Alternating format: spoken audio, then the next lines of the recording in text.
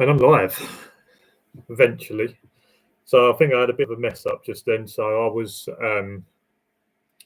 trying to. I set one up with my phone the other day, and then when I tried to get into it just a minute ago, it didn't work. So hopefully some people have made it in. If you got a reminder off the old one, I just had to delete that. So I just went to click onto it and it had vanished.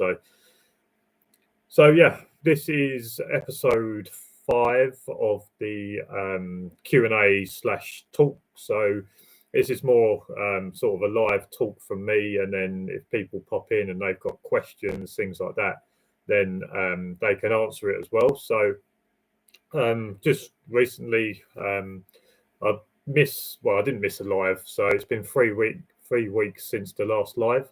Mainly because I try to do this every other week, but last week I was in Scotland, so me, the girlfriend and the dog went up to Scotland last week. Drove up on the Monday night, come back on the Sunday.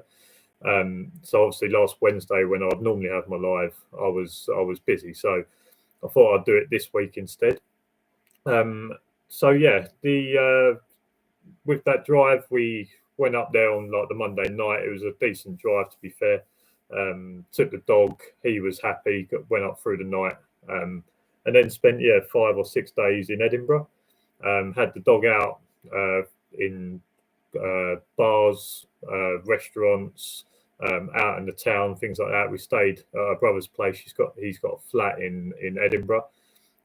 So yeah, for the large part, the dog was good. I can trust him in places like pubs and that. Obviously, that was all dog friendly. Did have a couple of occasions where the dog reared up at someone. So we was in a pub in Edinburgh, and he was sitting there for probably an hour and a half, and he was perfectly fine. And people were coming up petting him. He had his bowl of water. I had some treats. And then someone come over and basically they got their jacket and they went to whip it around the head. Now, for him, someone that lifts something above their head is a bit of a reaction. So he kind of reacted, but I managed to catch it early enough that he didn't bark. There wasn't really any real incident as such. So yeah, that happened maybe a couple of times, but yeah, for the large part he was good as gold. He was a bit of the talk of every bar that we went into, because obviously a lot of dog friendly pubs and things like that, people take their little cockapoos or things like that, and then I'll stroll in with this German Shepherd. But yeah, he was large part, he was perfectly fine. So UK Security 101, hey mate, you all right?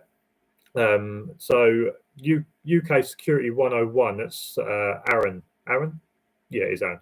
I've been speaking to him this week. He's starting up his own YouTube channel, which is good. So he's a security dog handler, but his YouTube channel is going to be so UK Security 101. So he's going to be doing like product reviews, and basically, from what I understand, his videos are going to be sort of as a security officer.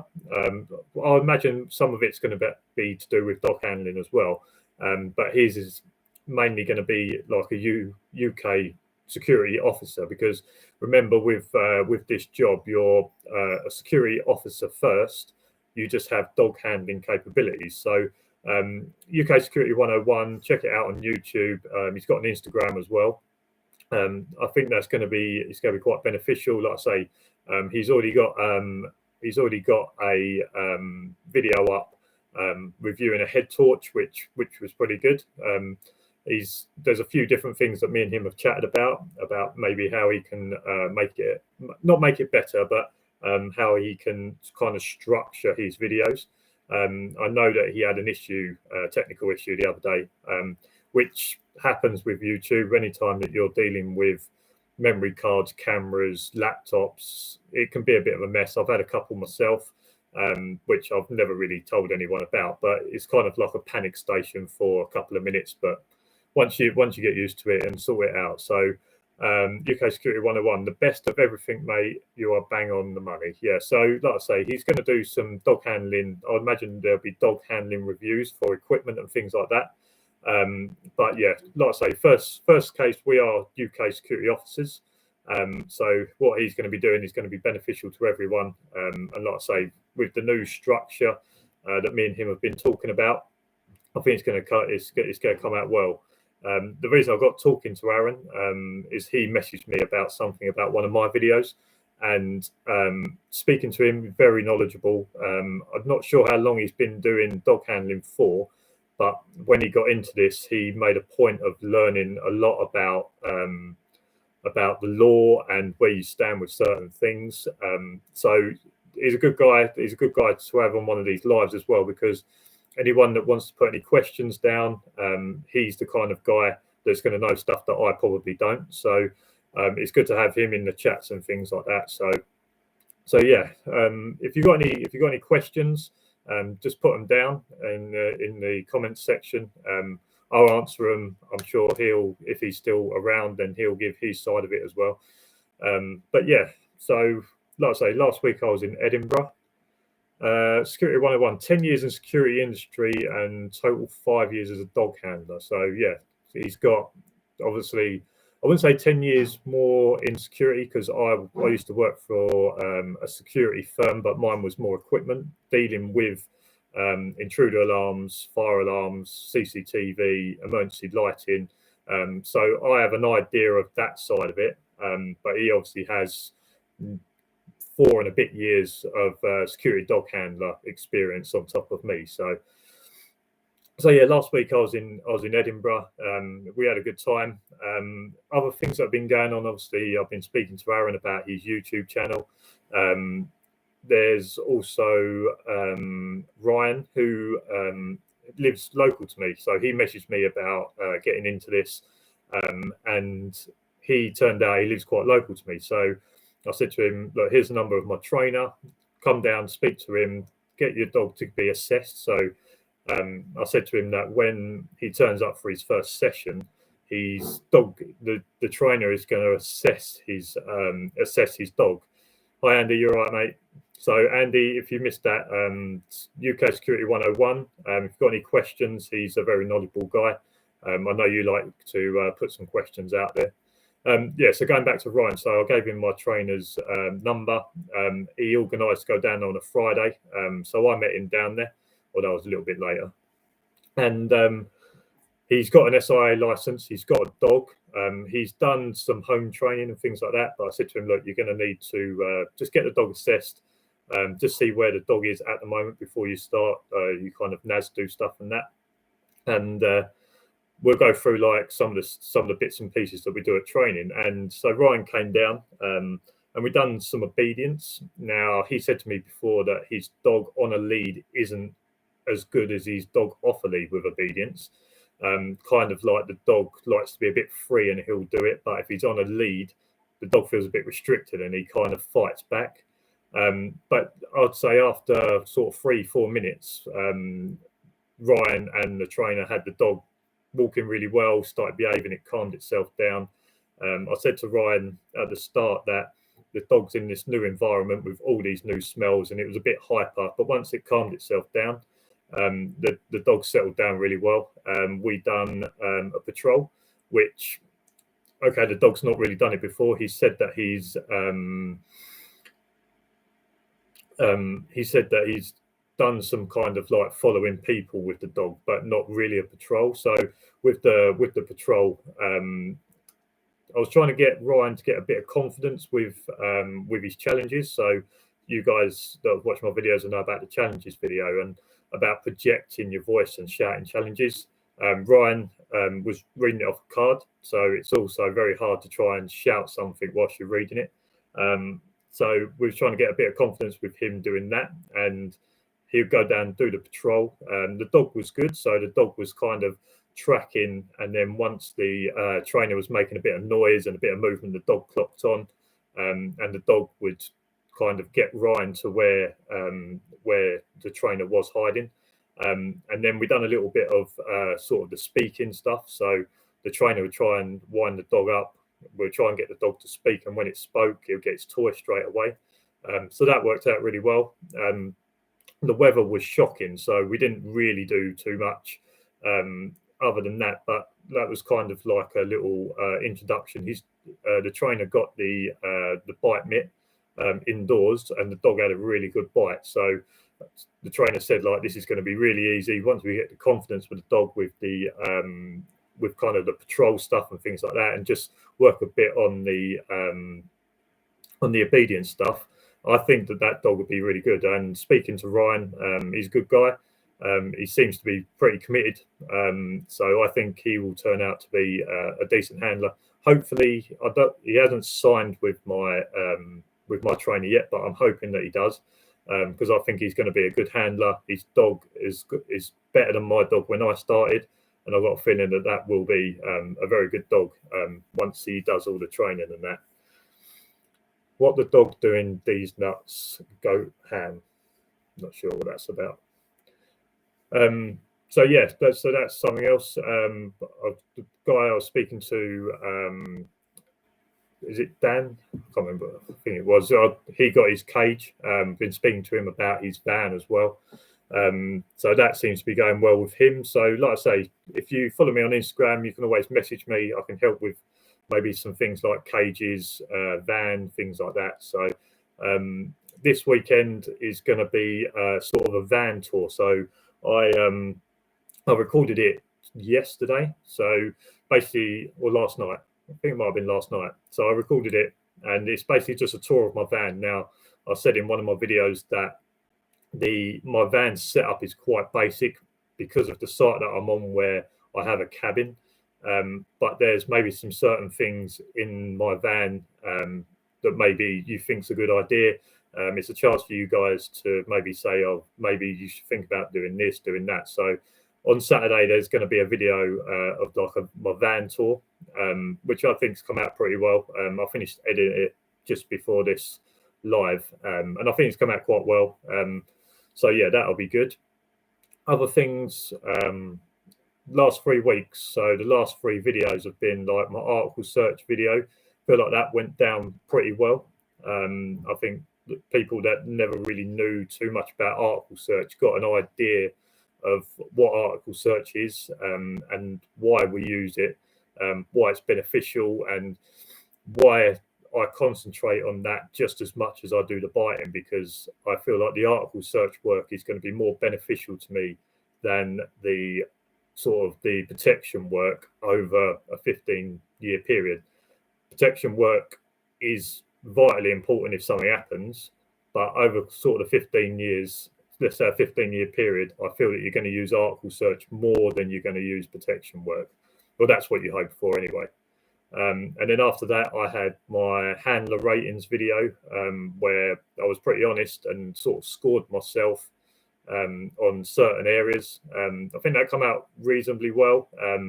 Maybe there was a couple of things I didn't really describe that great, but I feel like the video come out well, and I think it's good for someone to look at it and maybe look at it themselves and honestly score themselves. That's one of the things with all my videos, is that I try and be honest, and I try and do something that maybe it makes me look like I'm not boasting about myself. I know that I'm not the perfect handler. I know I have certain bits that I need to improve on. I know there's certain bits the dog needs to improve on, things like that. So I think getting them kind of videos out, that it's important that you guys that watch my videos don't feel like I'm trying to tell you I know everything, because I had my knowledge down as like a 6, or I think it was about 6. So like I said in that video, my knowledge of the book is okay, it's passable, but I don't know it back to front, things like that. And with this job, loads of experience, years of experience. I mean, Aaron, UK Security 101, I'm sure that over the last 10 years, he would have got so much more knowledge. And over the last 5 years, he's got loads more experience of doing different things. So, and as he says there, you never stop learning in the job, so don't worry about not knowing everything. And that's what I'll try to put out to you guys, that when you're doing your NASDU and that, don't put loads of pressure on yourself that you're going to learn everything in your 60 hours or whatever it is, because at the end of the day, you should just get the book and just keep learning and things like that. Quasim Javid, what's the pay rate for dog handling? So I've got a wages video. If you want to go on my channel and have a look at that. The basic pay rate, I would say, is between £10 and £12 an hour. I know that there are some companies that pay less than £10, and if I was you, I would steer clear of them ones, or ask for £10 an hour, because I don't feel like, for what we do, I don't feel like you should be paid any less than £10 an hour. I think 11 or 12 is a good rate, but I wouldn't accept anything under 10. So, but like I say, I've got a wages video. If you go and watch that, you'll see how I work out how much I can earn a year on that £10 an hour, by putting it to how many hours I'd need to work, how many days I'll then need to work, and how I figure out how much I could earn a year. So, and then my most recent video was last Saturday, and that was working the dog in hot weather. So that was a video that I'd edited and I had sort of on the back burner, and I wasn't really that happy with it, but because the week before I went to Scotland, it was raining every shift. Then obviously I went to Scotland and I didn't have a video for last Saturday. I had a look at it again, and the video come out okay. I think it was okay. It's not my best video ever, but I didn't want to miss a week of a video just because I was on holiday or whatever. So I think the video come out okay. It's not my best video ever, but it gives you a good idea of working your dog in heat. And in there I said about heat stroke for dogs and what to look for, things like that. So you get something out of it. Quasim Javid, how much do you spend on your dog every month? So his food, I get tails.com. Obviously people have different types of food, but I get tails.com. I think it cost me about £70 a month for kind of like his biscuits and his meat for that. So that's his 1 meal a day. That cost me £70 over the month. And then because he earns all the money, I'll probably spend about between £30 and £50 a month on kind of treats and things like that. Now, I don't overfeed my dog. I don't give my dog too many treats, but I like to get him good treats like the pig's ears and things like that, because at the end of the day, without him, I can't be a security dog handler. So he kind of earns the money. So I get him good treats. I get him, make sure he's got some nice treats and enough of them. So I would say probably a month under £150, I reckon. I don't spend too much on him. I actually have put in a order for a working collar that someone's doing for me, that hopefully within a couple of weeks I'll have. I've just had like a basic leather collar up until now, and I feel a bit bad for him because it is quite thin, and when he pulls, I don't like it because it's quite thin. So we've got I'll let you know what the Instagram is. The Instagram name is Guard, which is GARD K9 Collars UK. So I put in an order for that. So hopefully in a couple of weeks he's going to have a nice brand new collar, which ended up costing me about just under £65. So it's not like ridiculous amounts. And yeah, like I say, because he earns the money, I'd like to spend a decent amount on kind of his food, treats, toys, things like that. But I'd say under 150 a month easily on any of his stuff.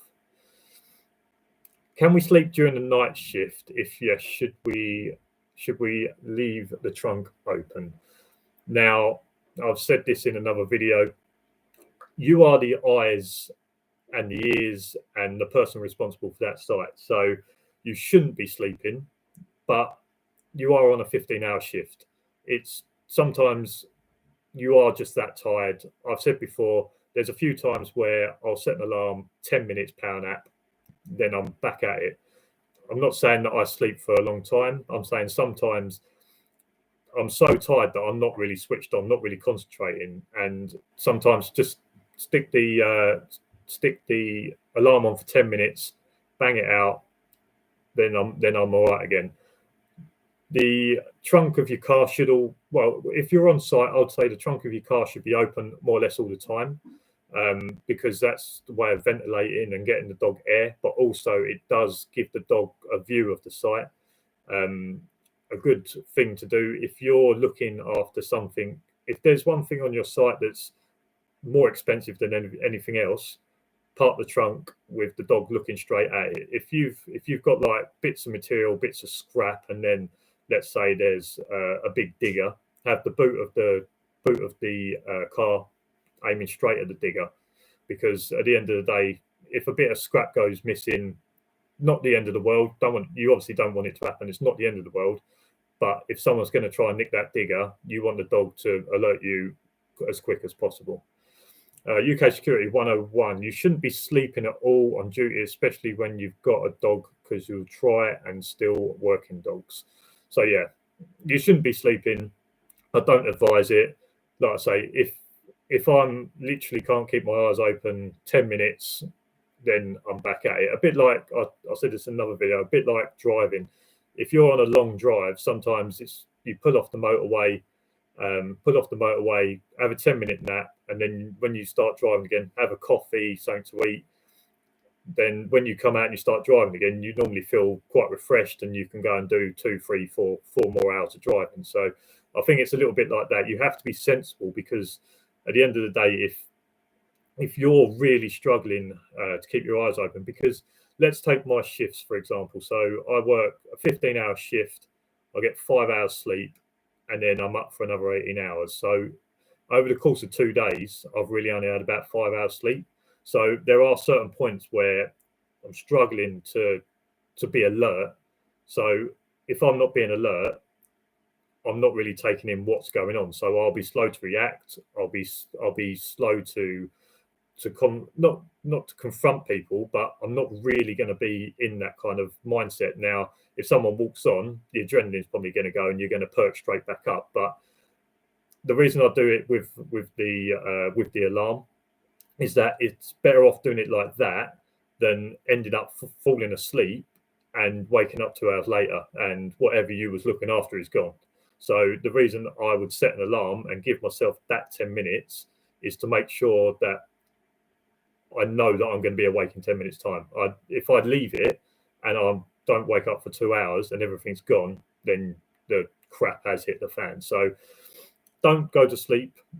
I'm pretty good at it. I'd say probably a couple of times a month I have to do that 10 minutes, because I have a structure outside work where, so the morning before my first shift of the week, I try and get as much sleep as I can. And then when I get home, I try and sleep as much as I can, to the point where I literally give myself enough time to have a shower, get changed, and get out the door for my second shift. So I get enough sleep within then.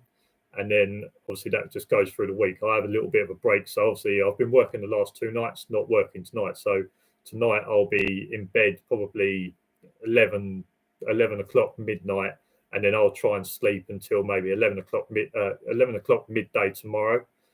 And then I haven't got to be at work till 4:30. So if I do end up going and waking up, if I end up being awake until 2 a.m., I'll sleep until 1 p.m. tomorrow. And then that'll still give me sort of 2.5 hours to get ready for work. So it's all about having a structure.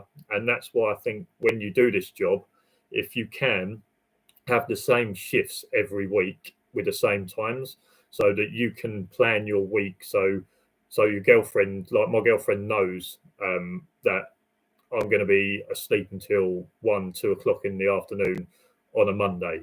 And when Thursday comes around, because I've had a break, she knows that I'm going to go to bed about midnight, and I'll try and sleep until about midday.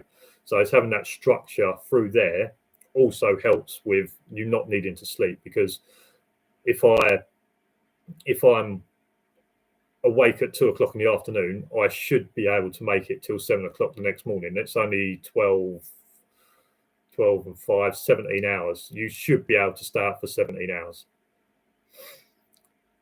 Have you got a dog house in your garden for the dog and how you keep him warm during cold weather. I don't. So I actually live in a ground floor flat, which isn't ideal for the dog. But if you consider that me and the dog are out most of the time, we only come here to sleep, and then we go for plenty of walks on my days off. And over the weekend, he gets lots of walks. So I'm at a ground floor flat. So the dog just lives in the house with us. Yes, it becomes a bit of an issue sometimes if like the doorbell goes and the postman's at the door. Yes, that can be a point where the dog kicks off, and just have to be careful. I think I've got it down, and I think it's okay. We spoke about this in one of the other lives. So there's people that with like outside kenneling, where they use things like hay, straw, maybe a bit of bedding with some like covers and that.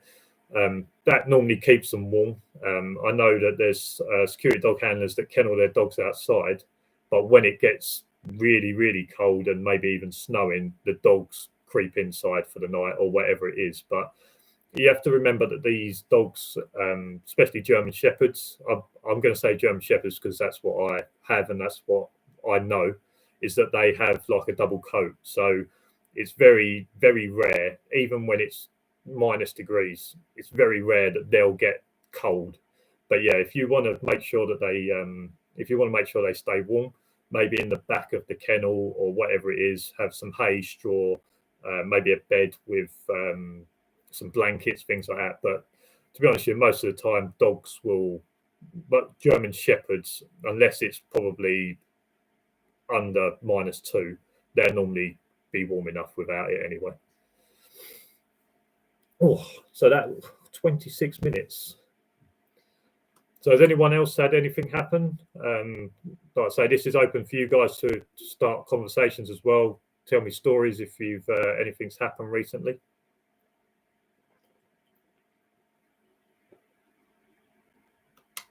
Oh. I've got work tomorrow night, and then so from next week I'm going to be working 4 days. So I'm then going to start doing 3 days in a row, day off, and then my last shift, leaving kind of the weekends. So what do you think is the biggest misconceptions about security dog handlers? So I would say one of the biggest misconceptions about security dog handlers is that we don't train. We basically just have this out of control dog that will just want to try and kill everyone. I think that's one of the biggest misconceptions. We go through a lot of training. We continue our training. Once we pass, it's not like our driving test where we pass our driving test and then we're just let loose to go and do whatever we want. We continue our training.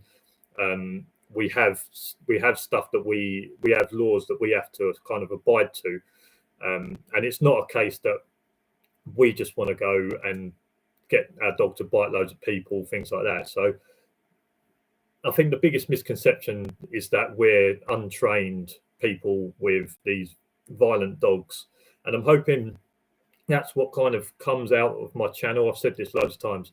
I'm hoping that coming out of my channel, people understand that we do a lot of training now.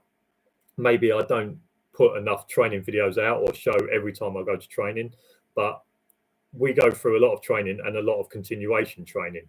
And I'm hoping with my videos, even people that don't want to get into this will be able to look at it and say, oh, actually, he's quite a level-headed guy. And I'm hoping that kind of goes around a lot of people. UK Security 101, we are a security guard with a chainsaw on a lead, biggest misconception, which is basically what I just said. And I think that's one of the things. So when I'm on site with my dog, when I first turn up, I normally put the van in a corner and I'll leave the back doors open.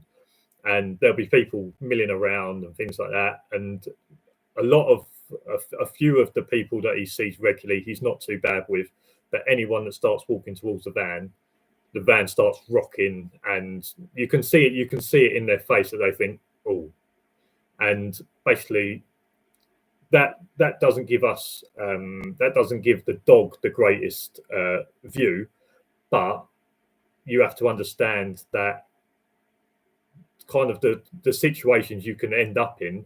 That's what can end up. But at the end of at the same time, I can have him out, and I have had him out when people are on site, and I'm just taking him for a quick walk so he can go to the toilet.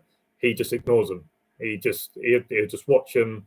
He'll see where they are, and then he'll just carry on his business. It's not when I get him out, as he at the end of the lead, like trying to kill everyone. So that a lot of the people have seen that, where when he's in the van's rocking and things like that. But once I get him out, it's all on a command. That's why we have cages in our vans. It's to stop the dog making that decision. And a lot of it is that, well, this is what I think anyway. So when I'm talking to that person, the dog is in the van, and basically all that noise is letting the person know that if he tries something and I can get the dog out, you're having it. So it's kind of a warning, because the dog can't get to where I am when he's in the cage. He's kind of warning that other person that, like most people would, they say, don't touch him, because if you touch him, I'm going to get you. So I think that's the biggest misconception, is that our dogs are just out of control, untrained dogs that just want to kill everyone. I'd say 95% of dogs, it's on a command, great obedience, things like that. You have to remember that when we work, like I have 15 hours to train my dog.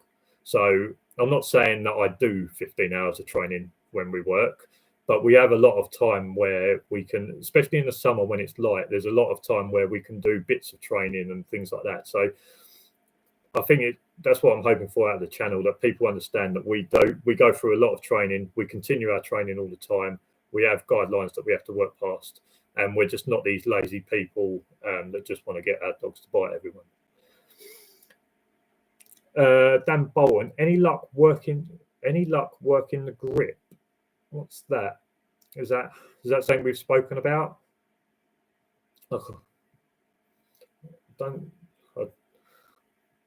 Any luck working the grip?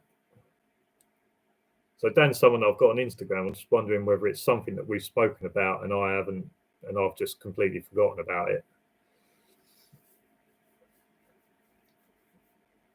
So Aaron, is there anything that maybe you want to share with the group? Like I said, your dog's grip. Oh, that's it. So the dog's grip. So he sent me a video. So you're Australian, aren't you? So Dan has got a Malinois, and I'm pretty sure it's Malinois, and his dog had a similar biting issue to mine. So in my biting video, I said where the dog was biting more in the middle of the mouth than the back. Dan sent me a video on Instagram, and basically his dog had like a burst. I imagine an Aussie rules football, or like a rugby ball for us. A burst one of them, and he said to me that you need to use like a low drive toy and get it into the right position and kind of get them to hold it. I actually, when we was in Edinburgh, I've got like this red sort of American football kind of thing that's soft, and I've been working on it. We haven't been to training since you sent that video. But I've seen signs that he's starting to get it near the back. So I'm hoping that, yes, that is helping. And like I say, it's kind of low drive where I say hold and I'll put it into the right position and then he bites. The only issue I'm having is that when I put it in with this toy, is he kind of just bites on it. He just kind of re-grips. He doesn't tug, but he just puts it in and he kind of just chews on it. So possibly that might not be the greatest toy, but there is signs that it's starting to get a little bit further back. So yeah, cheers Dan for sending that over. And like I say, I've said this before, like people like Dan are the people I want in this channel. I've had people on videos that have just slagged off everything that's in the video, etc. But someone like Dan, who just messaged me on Instagram and said, look, I had the same issue. This is what I done. This is how we can maybe get around it. So people like Dan is the kind of people I want in the channel and in these chats as well, because like I say, he's opened up that and now I've shared it to you guys. So So yeah, it's starting to work. Like I say, it's never going to work overnight. It's always going to be a bit of a process where you work on stuff, and then you get there in the end. So I'm not in a massive rush for it. I want to do it the right way. So yeah, Dan, thanks for sending that over. It's been very helpful. Aaron, another way to deal with dogs not biting properly on a lead: send them over a wall for a bit. Then I've got no choice; they have to jump and bite. Okay, it's an interesting one. That'd be interesting to try. Dan Barton, good work. Takes a bit of time, but gets him level-headed. If you can use your marker word or click when he's perfect. So yeah, that's an interesting one, because in my biting video, the mistake I was possibly making was that I was using so like the bite bar or like the bite sleeve, and I was trying to train my dog when he was up here, and it's quite hard to try and it's quite hard to it's like trying to teach a kid once they've had a bag of M&Ms. They're like up here and they just don't care what's really going on. So actually, yeah, with the ball with a low drive, where the dog was a bit more level-headed and kind of listening, that's where Dan was saying that's where you'll get the progress from, because the dog is listening and actually concentrating what he's doing. Where I was using the bite bar and the bite sleeve, and he was up here with wanting to do stuff that it kind of what I was trying to do. He wasn't really listening, because he's like, right, I've just got to get and I've got to win that bite bar. I've got to bite that sleeve. He wasn't thinking about what I was trying to put to him. So send him over the wall. A wall, time for a bite, and then the dog has no choice. If he has to bite with the back of the mouth to exhaust the recoil, its own body weight. Okay, well, I'll give that a go as well. So send them over the wall, and then the dog has no choice if he has to bite with the back of the mouth to exhaust the recoil on its body weight. Okay, that's another way of doing it. I'll have a look at that. I'll speak to you as well. Maybe I'll maybe try and get you to Instagram me maybe a demonstration, that if you can do that. Yeah, I'll probably speak to you and get you if you can do a demonstration and send that to me, because and then I'll put it in maybe my story or something, because I can kind of get what you mean, but I can't really visualize what that means about over the wall. So yeah, Aaron, if you could do a demonstration whenever you get 5 minutes with your dog, and then I'll post that on my story. So anyone that wants to know about that, I'll get that on my story.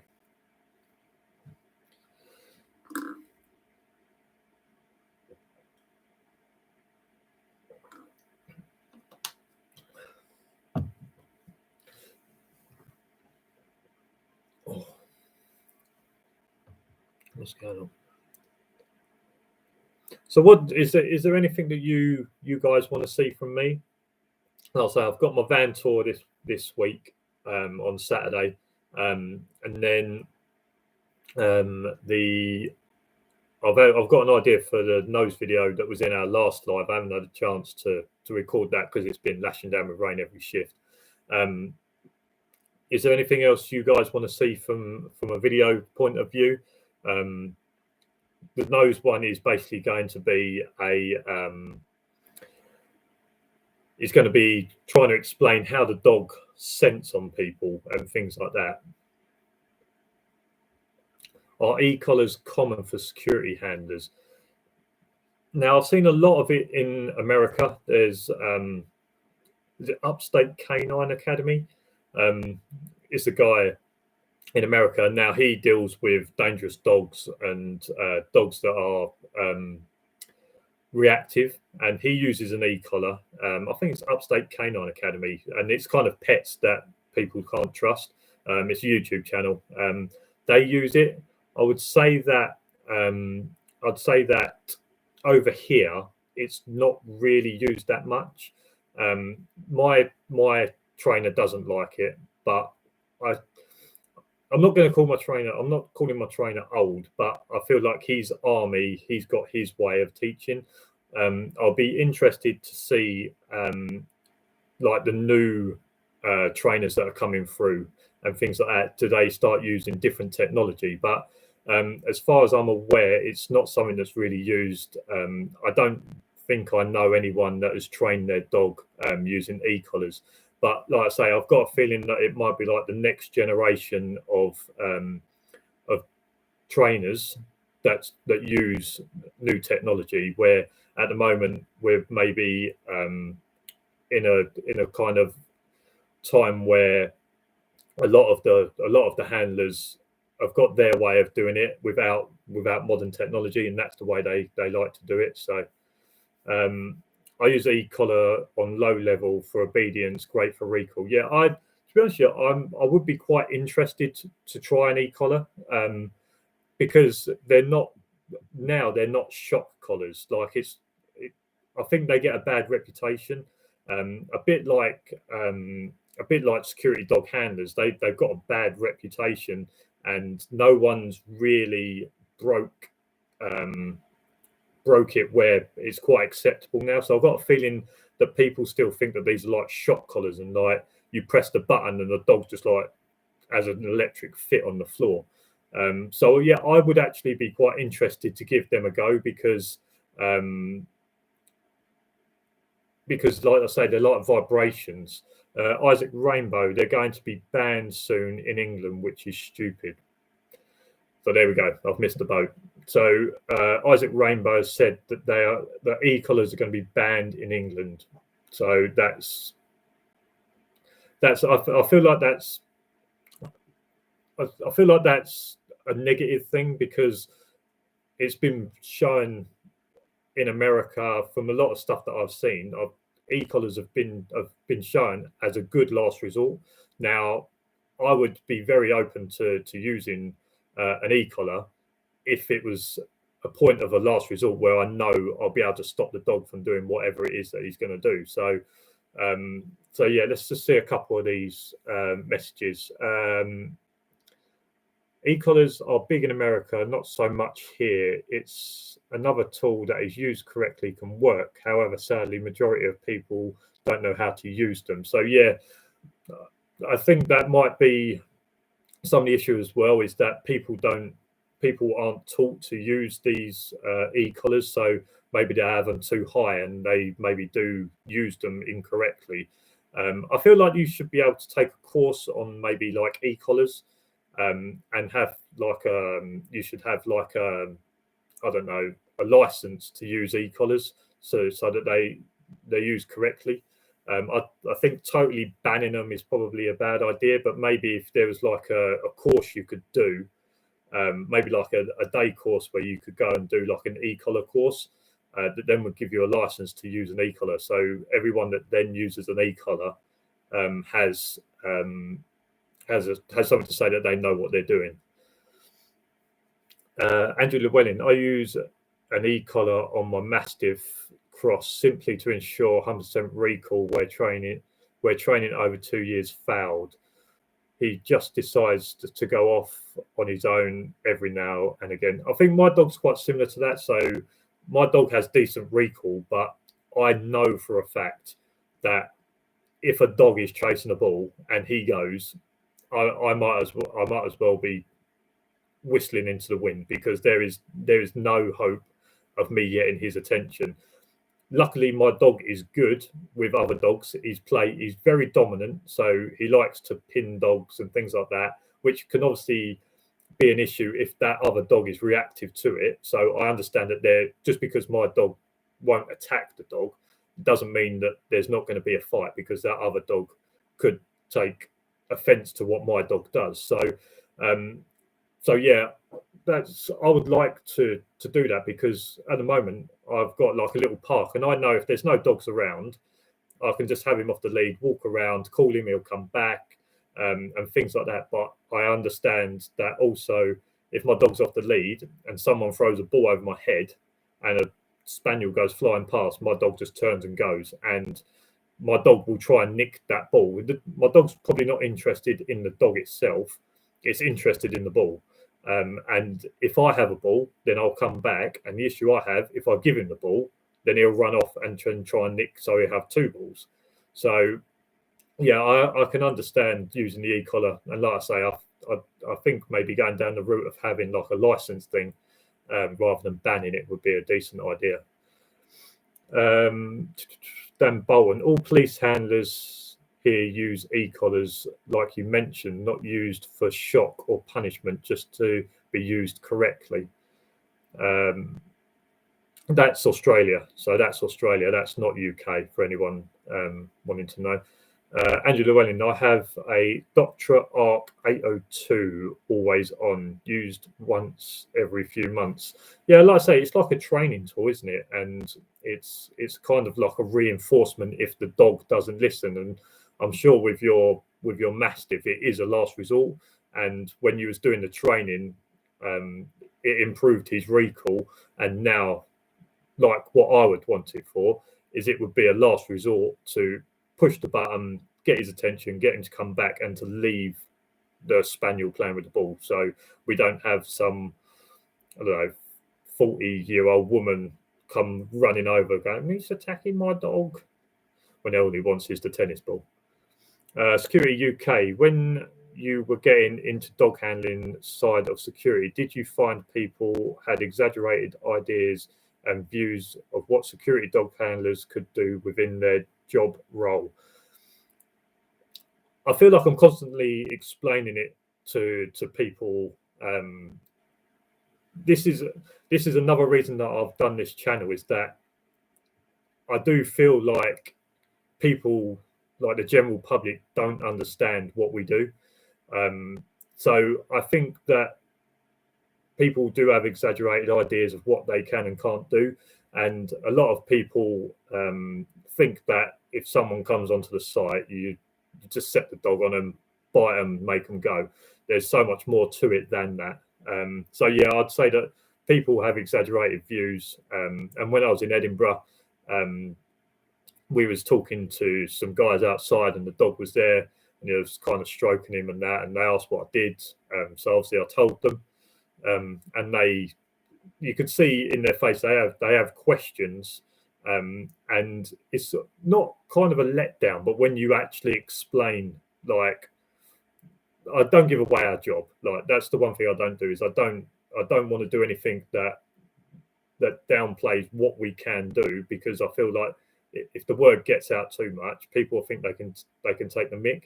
So at the end of the day, we still have the power to do certain stuff. But it's kind of like they think that we're like I was actually thinking the other day, it's like we're not I Am Legend, where we're just walking around with this dog and there's people attacking us all the time and things like that. It's not. If that's what you think this job is, then you're going to be quite disappointed once you get into it, because it's not constantly fighting off people and things like that. So I'd say that people have an exaggerated idea and views on what security dog handlers can do within their job, but there is a serious side to what we actually can do.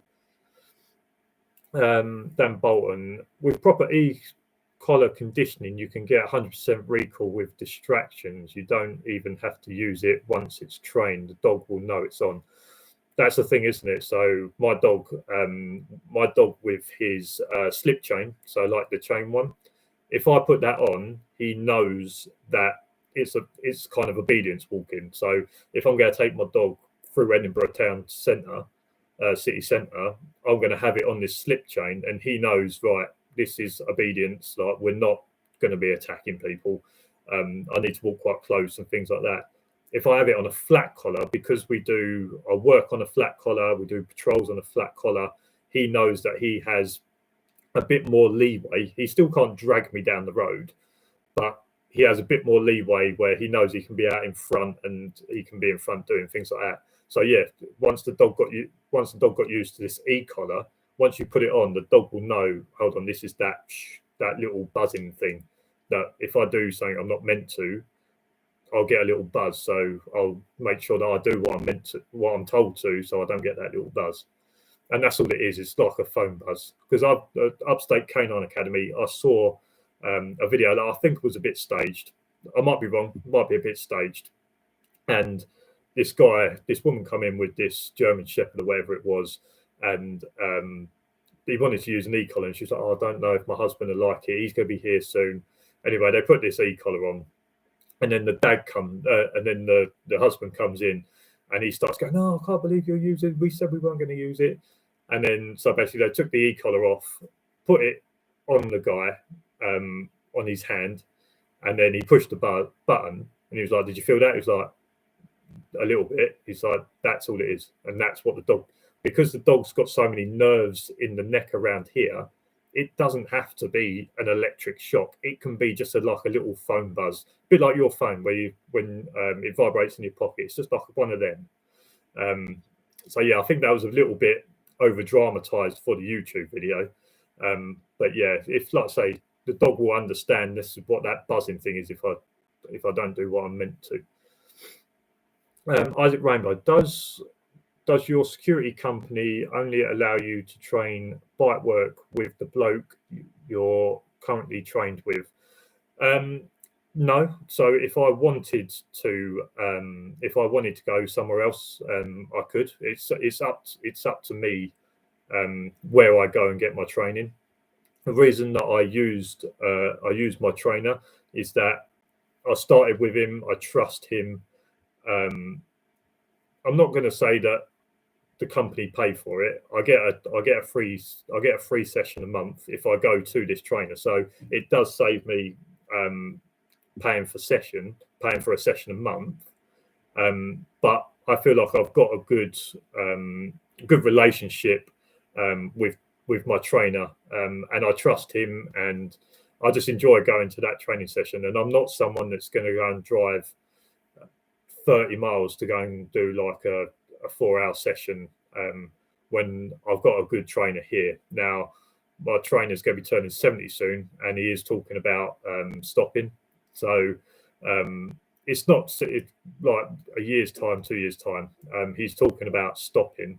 And what happens after that, I don't know yet, but I will probably find somewhere where I'll go and get my training. So I can go training wherever I want, but I choose to go where I do because it's convenient. My trainer's good, and like I say, he kind of just sends anything that my company need in terms of like dates that I've been to training, things like that. They can speak to my trainer and they send it across, so I don't really have to get involved with sending over my paperwork and things like that. UK Security 101. This is one of the biggest problems with the industry is security dog handlers not being transparent in what they are allowed to do because they don't want to deal with with something themselves. And I've said that's the fine line that I think that's the fine line that I'm kind of treading on. I've said this already, is that I try to be as transparent as I can to everyone, but the last thing I'd want to do is put someone in a situation because of what I said that puts them in danger. So I kind of keep it relevant to myself, and I try and be as honest as I can, but I've kind of got a line that I try to keep to so that I don't endanger other handlers or I don't annoy other security dog handlers that think I'm giving the game away too much. So there are certain things that I won't tell you in my videos because I think it's things that give us the upper hand on thieves and things like that, and I wouldn't want to give that away. I wouldn't want to give that away, so it ends up hindering other dog handlers. So yeah, try and be transparent, but there are certain things that I'll keep to myself that you'll learn in training. And things like that. So, and every good trainer will give you tips and things like that. And is pretty similar to what I keep to myself. 98.9% of this job is doing naffle. Sadly, this This is why also the industry attracts mongs who sleep all night in vans and have dogs that are not fit for working. And that's what I was saying about the I am legend thing. It's not like the police where you go looking for trouble, or every phone call you get as a police dog handler, you are going for a reason. Like the dog is going to be used. The trouble has to come and find you. And yes, you do sit around doing not a lot. Yes, most of the time you are there for insurance purposes. They have to have you on there for insurance purposes, things like that. And yes, it's an easy, cushy job. Like, I'm not going to hide behind the fact that it's not manual labour. We're not a builder carrying bricks up ladders all day. We're not a scaffolder where it's a lot of manual labour. Yes, it is a pretty cushy, easy job. And yes, it does attract mongs, for the want of better words, that feel like they just turn up, take their money, sit around, do nothing, go home. Dog just sits in the cage all night, might get it out for a couple of toilets. Dog might get out 3 or 4 times in 15 hours. They might just poke their head out of the van window, shine their torch about. Yeah, no one's there. Log that as successful patrol. So yeah, and hopefully doing this is that what I want to do is, there's lots of people. I understand that my channel is lots of people who want to get into this industry, or just starting. Is that I'm trying to make sure that the next batch of handlers understand what the job is before they get into it. And with people like in this chat, like everyone in this chat so far has been on the same sort of wavelength, that we make sure that if we know a handler that sits in their van and has a sleep for 6 hours, is that we say to them, that's not good enough. Like, I think it takes other handlers to talk to them people to say, look, don't do that. That doesn't come back well on us.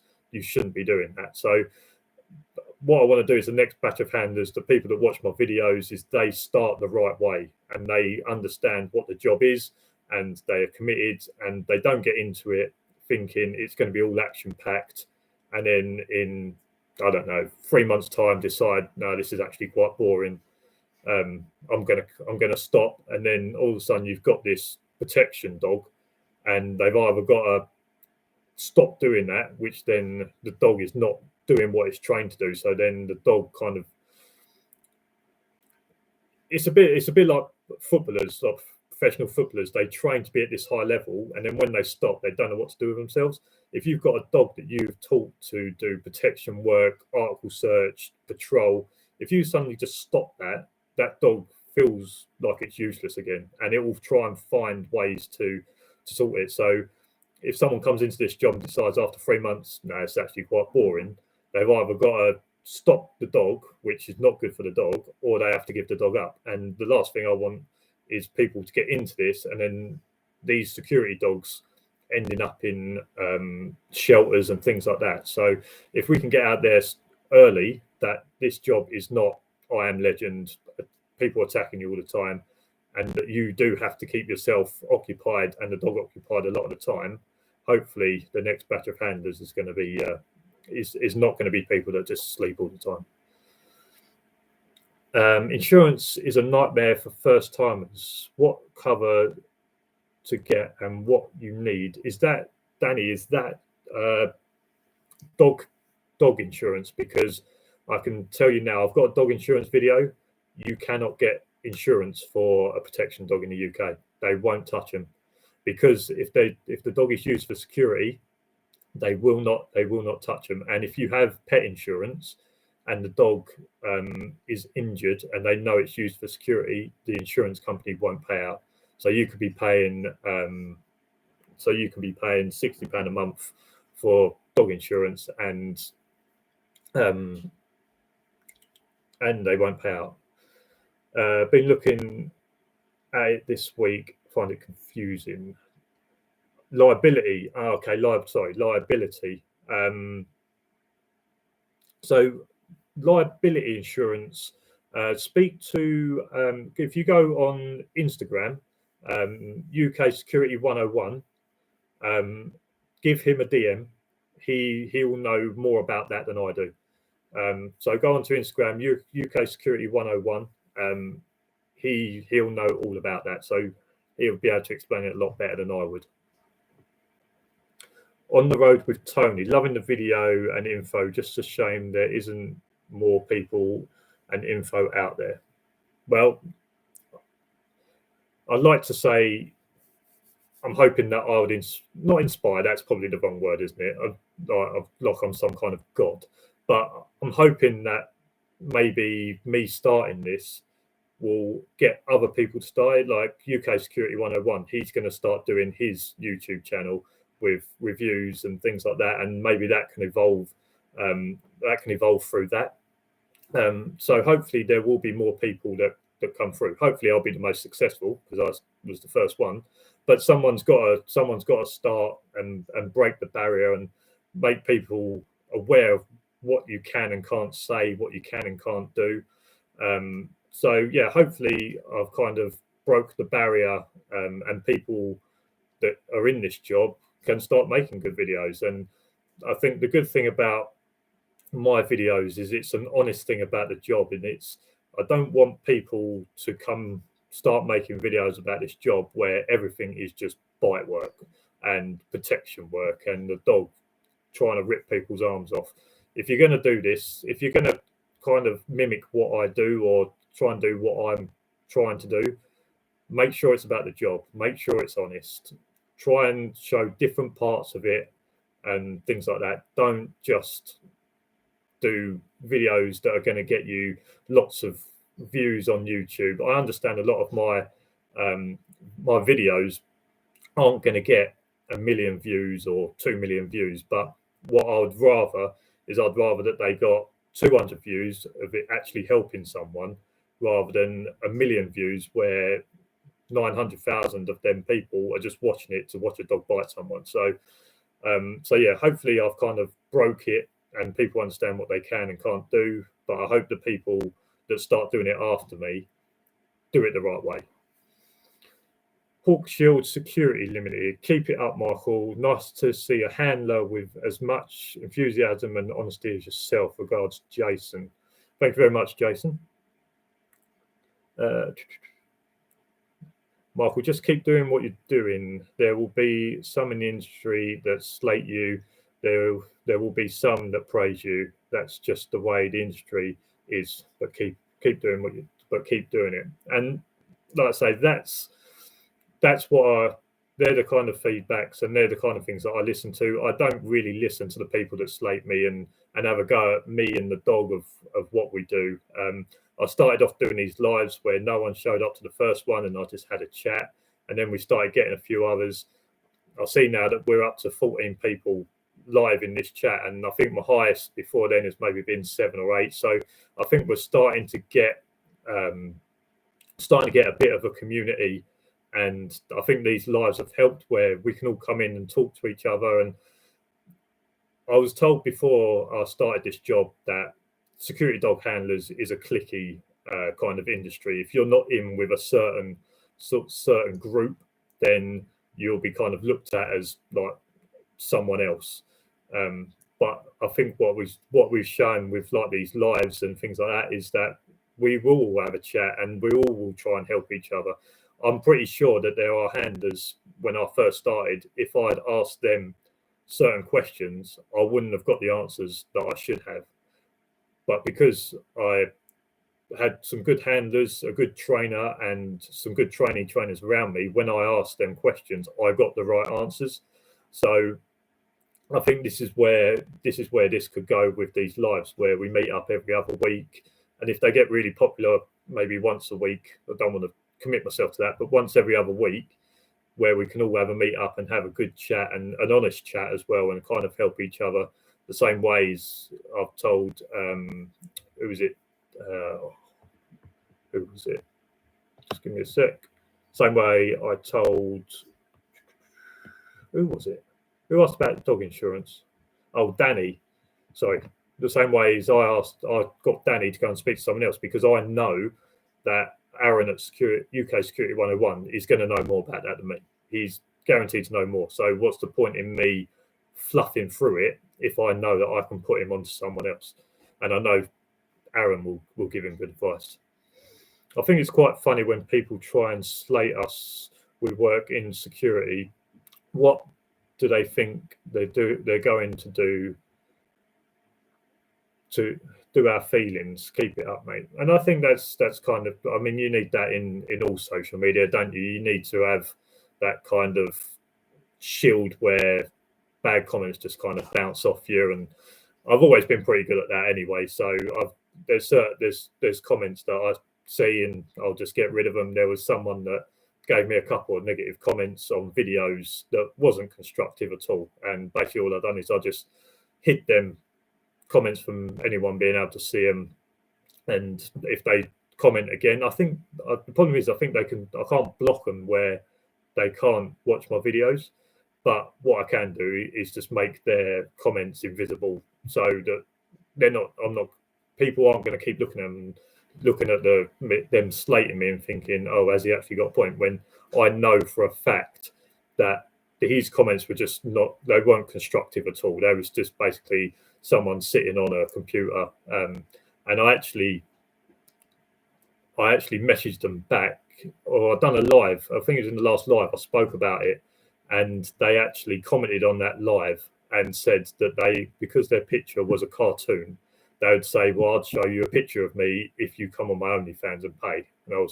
But they deleted that comment before I really got to read it. But because of YouTube Studio, I can still see it. And that's the kind of person that it was. So I'm not going to lose any sleep over that person. So, yeah, like I say, there's always people who are going to slate you. But I don't mind people having another opinion if it's constructive. If it's not constructive at all, then what's the point? Should just let them comments. Mate. We will give them a roasting for you. That's it. But that I don't want that kind of. I appreciate that, and I know that there are people in this chat that are subscribers that will have my back and say actually he has got a point or he knows what he's doing. But I don't want it to be like an argument and all them kind of wars. Like, I'm 33 now. If I was like 17, maybe we could have all ganged up and turned up at their house.